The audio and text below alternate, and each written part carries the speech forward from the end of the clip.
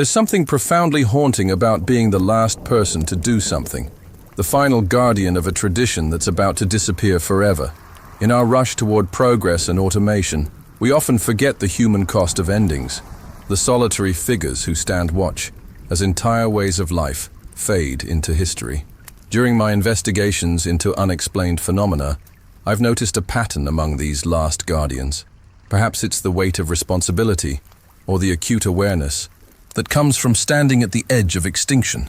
But those who serve as the final sentinels of dying professions seem to develop an extraordinary sensitivity to danger.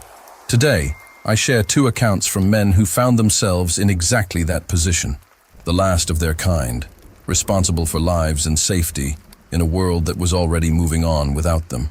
Both received warnings that saved countless lives. Both were dismissed as relics clinging to obsolete fears. The first comes from Thomas Brennan, the final lighthouse keeper of Beacon Island off the coast of Maine, a man whose lighthouse was scheduled for automation just days after his most important night of service. The second, from Marcus Chen, who operated the last overnight passenger train on the Northeast Corridor's abandoned rural route, a line that carried its final passengers on what should have been a routine journey into history. These testimonies were recorded in their own words, in the quiet, moments after their worlds had already changed forever. Both men understood that they were witnessing the end of eras, but neither expected to become the heroes of their own final chapters. What makes their stories particularly unsettling is how their premonitions seem tied directly to their roles as guardians, as if the very act of being the last had opened some channel to knowledge that others couldn't access, as if the dying professions themselves were trying to justify their existence one final time. Listen to these accounts and ask yourself, in our technological age, are we losing more than just jobs and traditions? Are we losing the human intuition that can sense danger when our machines cannot? Story 1. The Last Lighthouse Keeper. Account of Thomas Brennan, 67 years old, lighthouse keeper. My name is Thomas Brennan, and I was the last human being to operate Beacon Island Light. For 43 years, I kept that light burning through storms, fog, and the long winter nights when the Atlantic turned mean. In 3 days, the Coast Guard was going to install an automated system and retire me. 3 days, and my family's century-long watch would be over. I should have been packing. Instead, I was having the most vivid nightmare of my life. The dream was always the same. I'm standing in the lighthouse at 2:47 a.m., which I knew because the old brass clock in the lamp room always chimed at that exact time. But instead of the familiar beam, sweeping across calm waters, I'm watching the ocean pull back, way back, farther than I'd ever seen in 4 decades of watching the tides. The water recedes until I can see the rocky bottom of the harbor, boats sitting on wet sand like abandoned toys. And then I hear it, a sound like freight trains colliding, growing louder and louder. When I look toward the horizon, there's a wall of black water stretching from one end of my vision to the other, moving toward the island like a moving, mountain. I'd wake up with my heart hammering and the taste of salt water in my mouth, even though I was 50 feet above sea level. The dream started 3 weeks before my retirement date. Every single night, the same sequence. The ocean retreating, the terrible sound, and that wall of water coming to claim everything I'd spent my life protecting. My wife Martha said it was anxiety about leaving the lighthouse. 43 years of routine doesn't just end without some psychological turbulence. But I knew every mood of that ocean. I'd watched it through hurricanes, nor'easters, and the kind of winter storms that break cargo ships in half. This felt different. This felt like a warning. The island has been home to lighthouse keepers since 1847. My great-grandfather, my grandfather, my father, and then me. 4 generations of Brennans keeping ships safe from the rocks that lurk just beneath the surface. The Coast Guard called us an anachronism, said their GPS, satellites, and automated beacons made human keepers obsolete. Maybe they were right about the technology, but they were wrong about the knowing. You spend 43 years watching the same stretch of water, and you start to feel its rhythms like your own heartbeat. You notice when the seabirds change their patterns. You sense when the wind carries a different smell. You feel it in your bones when something's not right. And for 3 weeks straight, Something was definitely not right. The night before my last shift, I was doing my final equipment check when I noticed the birds. Normally, the island hosts about 200 nesting pairs of various seabirds. That evening, I counted maybe 30. The rest had just left. No storm approaching, no food shortage, no obvious reason for them to abandon their nests. Then I checked the tide charts. According to NOAA, we were supposed to have a normal high tide around 11 p.m., but when I walked down to the dock at sunset, the water was already higher than it should have been. Not dangerously high, just wrong. Like the ocean was getting restless. That night, the dream was more intense than ever. But this time, when I woke up at 2:47 a.m., I could still hear that freight train sound. Faint, but there. Coming from the northeast. I threw on my coat and climbed to the lamp room. The night was clear, stars reflecting off calm water. Everything looked normal, but that sound was still there, just at the edge of hearing. And the water level was definitely higher than the tide charts predicted. I tried to convince myself it was just the retirement anxiety Martha had mentioned. One last case of nerves before I handed over the keys to a computer system. But every instinct I'd developed over 4 decades was screaming that something was wrong. At 2:45 a.m., I saw the first sign. The water started moving. Not waves. The whole ocean was shifting, like someone had tilted the world slightly. The tide began dropping fast. Faster than any tide I'd ever witnessed. Within minutes, I could see sections of seafloor that I'd never seen exposed. That's when I knew the dream wasn't anxiety. It was prophecy. I grabbed the emergency radio and started broadcasting on every frequency I could reach. Mayday, Mayday. This is Beacon Island Light. We have immediate tsunami conditions developing. Repeat, tsunami conditions. All coastal areas evacuate immediately to high ground. The Coast Guard came. Back immediately. Beacon Island, this is Coast Guard Station, Portland. What's your situation? We show no seismic activity in your area. Negative, Portland. The water is retreating rapidly. I can see the harbor bottom. This is the classic pre-tsunami signature. Estimate impact in less than 20 minutes. Beacon Island, we have no alerts from the Pacific Tsunami Warning Center.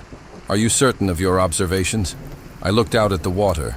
Now pulled back so far, I could see the old shipwreck that normally sits in 30 feet of water. Portland, I've been watching this ocean for 43 years. I'm certain. What I didn't tell them was that I'd been dreaming about this exact moment for 3 weeks. The Coast Guard started making calls. Emergency services, local sheriff's departments, anyone with authority to order evacuations. Most of them were skeptical. There had been no earthquake, no seismic alerts, no official warnings. Just one old lighthouse keeper, claiming the ocean was acting strange. But some of them listened. Sheriff's deputies started driving through the coastal towns with their sirens blaring, telling people to get to high ground immediately. The local emergency management director, a woman named Carol Hendricks, who'd worked with me on previous storm preparations, didn't hesitate. She activated the emergency broadcast system and ordered mandatory evacuation of all areas below 50 feet elevation. Some people left. Others figured it was a false alarm and stayed put. At 3:12 a.m. I heard the sound from my dreams. It started as a low rumble like distant thunder, but it grew louder and more complex. Not just one sound, but a symphony of destruction. Water crushing against itself, air being compressed and released, the groan of the earth being reshaped. When I saw the wave, it was exactly as I'd dreamed it. A wall of black water stretching across the entire horizon, maybe 40 feet high, moving faster than anything that size had a right to move.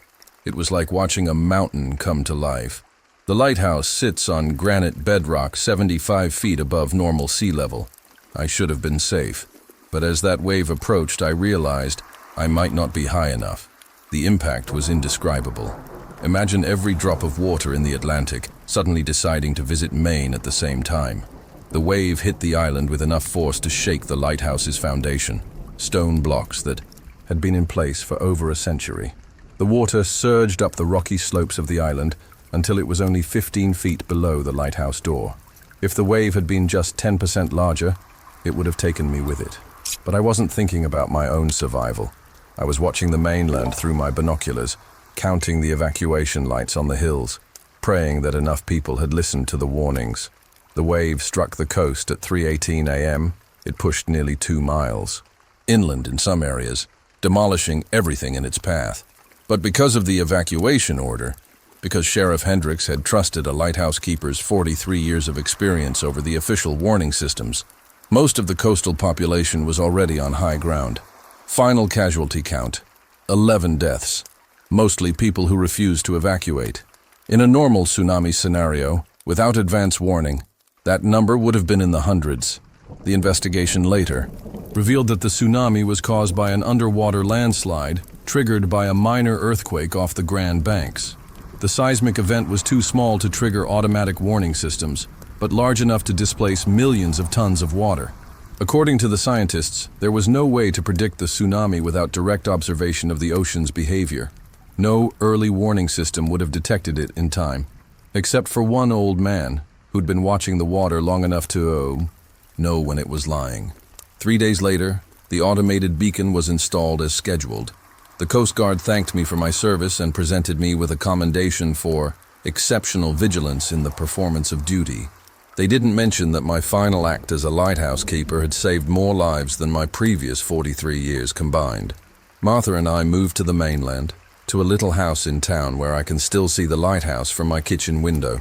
The automated system works perfectly. The light comes on every night, sweeps across the water on schedule, and keeps ships away from the rocks. But it doesn't watch the ocean the way I did. It doesn't notice when the birds leave, or when the water smells different. It can't feel in its bones when something's wrong. And it sure as hell doesn't dream about tsunamis 3 weeks before they happen. People ask me if I miss the lighthouse. I tell them yes, but not for the reasons they expect. I miss being needed. I miss being the guardian between the sea and the land. I miss having a purpose that connected me to something larger than myself.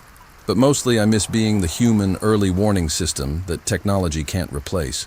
The automated light does its job perfectly, but it will never save lives the way a human being can, by trusting knowledge that doesn't come from instruments or databases, but from decades of patient observation and an inexplicable connection to the forces we're meant to guard against. Have you ever known something was going to happen before any logical signs appeared? Have you ever trusted your instincts about danger, even when all the official systems said you were wrong? Thomas Brennan's story demonstrates how deep experience can manifest as seemingly supernatural knowledge. But what happens when that same intuitive warning system operates in an environment of mechanical precision, where split-second timing means the difference between safe passage and catastrophe? What happens when the guardian of the rails receives a vision that challenges everything he knows about the route he's traveled 1,000 times? Story 2. The last conductor account of Marcus Chen, 54 years old, locomotive engineer. My name is Marcus Chen, and I operated the last passenger train on the Berkshire Night Line, a route that connected small towns across western Massachusetts for over 90 years. After 31 years of driving trains, I was about to become obsolete. The line was being shut down permanently, the tracks sold for scrap, and the right-of-way converted to a bike trail. On October 15th, I was scheduled to make the final run, a ceremonial last ride for railroad enthusiasts and local officials. What should have been a peaceful farewell to my career instead became the most terrifying night of my life.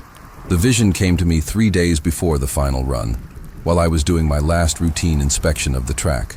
I'd walked every mile of the Berkshire line countless times over 3 decades, looking for loose spikes, shifted rails, and the 1,000 small problems that can derail a train. I knew every curve, every grade crossing, every bridge support. But at mile marker 47, something was different. I was examining a section of track that crossed Miller's Creek on a century-old steel trestle bridge. The rails looked fine, straight, properly gauged, with all the spikes tight and the joint bars secure. Everything was exactly as it should be. But standing there, looking down the tracks toward the bridge, I suddenly saw something that wasn't there. It was like a double exposure in an old photograph. Overlaid on the normal view of the track, I could see the same rails twisted and broken, hanging in space where the bridge used to be. The steel trestle was gone, collapsed into the creek below, leaving just the approach rails ending in empty air. I blinked hard, shook my head, looked again. The bridge was there, solid and intact, just as it had been for the past 100 years. But the image of those broken rails lingered in my mind like an afterburn. That night, I dreamed I was driving the final train toward Miller's Creek. Everything was normal until I rounded the curve at mile marker 46. That's when I saw the bridge was gone. Not collapsed, just gone, as if it had been erased from existence. In the dream, I hit the emergency brakes, but it was too late. The locomotive shot off the end of the tracks and plunged toward the creek below. I woke up with my hands cramped from gripping imaginary brake controls. For the next 2 days, I couldn't get that image out of my head. Every time I closed my eyes, I saw those rails ending in space and felt the sickening sensation of free fall. I tried to rationalize it. The stress of losing my job, the sadness of seeing the line shut down, the anxiety about starting over at 54. Any of those could cause nightmares. But I'd been through layoffs before, route closures, all the usual upheavals of working for a dying industry. This felt different. This felt like a warning. The day before the final run, I drove out to Miller's Creek in my truck and walked the bridge again. I brought a flashlight, a tape measure, and a level. Tools I'd used to inspect thousands of bridges over the years. Everything checked out perfectly. The steel trestles were solid, with no visible rust or fatigue cracks. The concrete foundations showed no signs of shifting or undermining. The drainage was clear, and the creek was running at normal levels. According to every test I could perform, the bridge was as safe as it had ever been. But standing on those tracks, looking toward the far side of the bridge, I could still see the phantom image of broken rails hanging in space. That evening, I called my supervisor and requested permission to run an extra inspection train over the route before the final passenger run. He thought I was being overly cautious. The track had been inspected just 2 weeks earlier by the railroad's engineering department. Everything was certified safe for the ceremonial last trip. "Marcus," he said, "you've been driving this line for 31 years without a single incident. Don't let retirement nerves make you second-guess yourself now." But it wasn't retirement nerves. It was something deeper, something that connected to every mile I'd driven, every bridge I'd crossed, every passenger I'd carried safely to their destinations. I'd learned to trust the feel of the rails under my locomotive. I could sense a loose spike by the way the engine swayed. I could detect a soft roadbed by the change in wheel noise. I could feel track geometry problems in my bones before the instruments registered them. And my bones were telling me that Miller's Creek Bridge was going to fail. The final run was scheduled to leave Springfield at 7 p.m. with 150 passengers, railroad fans, local politicians, and longtime supporters of the line. It was supposed to be a celebration, a dignified farewell to 9 decades of service. At 6:30, I was in the locomotive running my final pre-trip inspection when the vision hit me again. But this time, it wasn't just the broken bridge. I could see the exact moment of failure. 8:43 p.m., just as the locomotive reached the center span of the trestle. I could feel the bridge, structure giving way, hear the screech of twisting steel, see the passenger cars following the engine into the creek below. I could even see the headline in the next day's newspaper, 150 die in final train disaster. My hands were shaking as I reached for the radio. "Dispatch, this is Engineer Chen on the Berkshire Farewell Special. I'm requesting an immediate track inspection at Miller's Creek Bridge before departure. Chen, your train is boarded and ready for departure." "What's the nature of your concern?" I hesitated. "How do you explain that you're seeing things that aren't there? How do you tell your dispatcher that you're having visions of a bridge collapse with no physical evidence to support your fears?" "I have safety concerns about the bridge structure. I need eyes on that span before I take passengers across it." "Marcus, that bridge was inspected 2 weeks ago. The engineering report shows no defects. You're cleared for departure." "Negative. I will not move this train until someone physically examines Miller's Creek Bridge." The silence on the radio lasted long enough for me to wonder if I was ending my career with an act of insubordination. Then my supervisor's voice came through, calm but firm.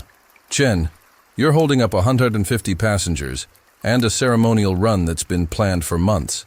What exactly are you seeing out there? Nothing I can prove. But I've been driving trains for 31 years, and I'm telling you that bridge is not safe. Another long pause. Then, hold your position. We're sending a track inspector.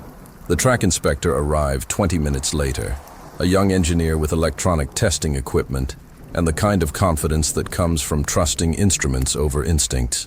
He spent an hour examining the bridge, running tests on the steel members, checking the foundation stability, measuring stress loads. His report was conclusive. The bridge was structurally sound and certified for train traffic, but I still wouldn't move. I'm sorry, I told the passengers over the intercom. We're experiencing a minor delay while we complete safety checks.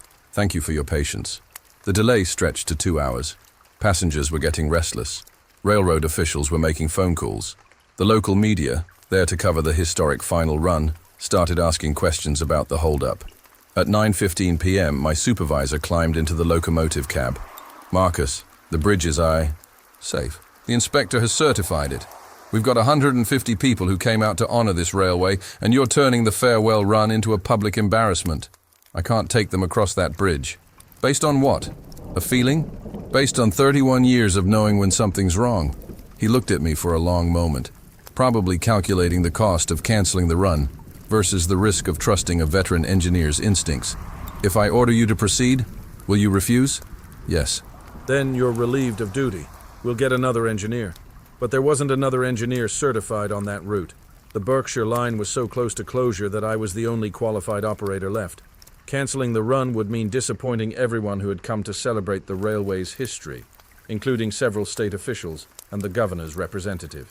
At 9:30 p.m., they made the decision to run a light engine, a locomotive with no passengers, across the bridge to demonstrate its safety.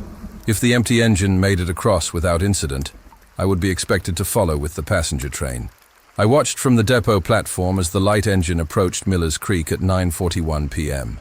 At 9:43, exactly 2 minutes after the time I'd seen in my vision, the center span of the bridge collapsed. The locomotive plunged 30 feet into the creek below, taking most of the steel trestle with it. The crash echoed across the valley like thunder, followed by the hiss of steam from the ruptured boiler. The engineer of the light engine survived with minor injuries, protected by the locomotive's massive construction. But if that had been the passenger train, if I had followed orders and ignored my inexplicable certainty that the bridge would fail, 150 people would have died. The investigation revealed that the bridge collapse was caused by a fatigue crack in a critical steel member that had been invisible to normal inspection methods. The crack had been growing for months, possibly years, until it reached critical size. The stress of the locomotive's weight at exactly the wrong point in the span was enough to trigger catastrophic failure. According to the engineers, there was no way to predict the failure without sophisticated testing that hadn't been performed. The bridge had appeared structurally sound right up until the moment it wasn't, except that I had known. For 3 days, I had seen that collapse with perfect clarity, down to the exact time it would occur. The final run was cancelled permanently. The Berkshire line ended not with a celebration, but with twisted steel and a locomotive sitting in Miller's Creek. The tracks were torn up the following week, and the right-of-way became a hiking trail, just as planned. I retired with full pension and a citation for preventing a disaster. But I lost something that day, the sense of purpose that had defined my adult life. For 31 years, I had been the human component in a precise mechanical system. I had been responsible for carrying people safely across distances, for maintaining the ancient contract between passenger and engineer. Now, I spend my days working in my garden, maintaining things that grow instead of things that move. But sometimes, especially on foggy nights when I can hear distant train horns from the active line 20 miles away, I still feel responsible for trains I no longer drive. And sometimes, I still have visions of tracks that end in empty space, of bridges that aren't there, of disasters waiting to happen on railways I'll never see. Maybe that's the price of being a guardian. Once you've learned to see danger before it manifests, you can never stop seeing it, even when there's nothing left to guard. Have you ever known with absolute certainty that something terrible was about to happen, even when all the evidence said you were wrong? Have you ever trusted your instincts over expert opinion, even when it meant standing alone against everyone else's judgment.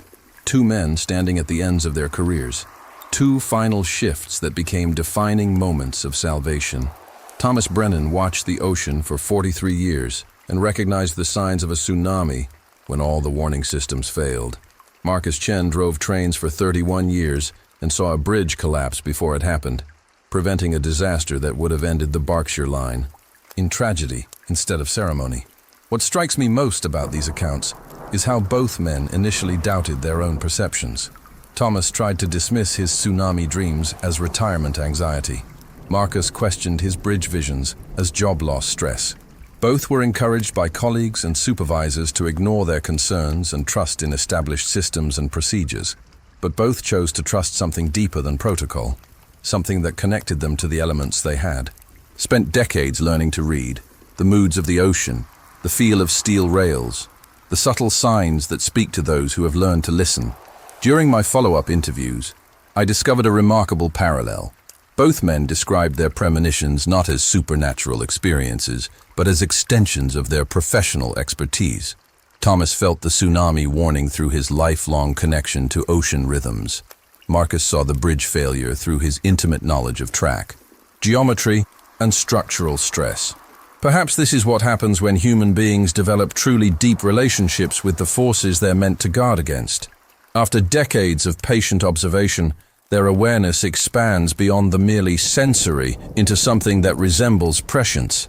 But there's a haunting aspect to both stories that goes beyond professional intuition. Both men experienced their strongest premonitions just as their roles were ending. Thomas had his tsunami dreams during his final 3 weeks as a lighthouse keeper.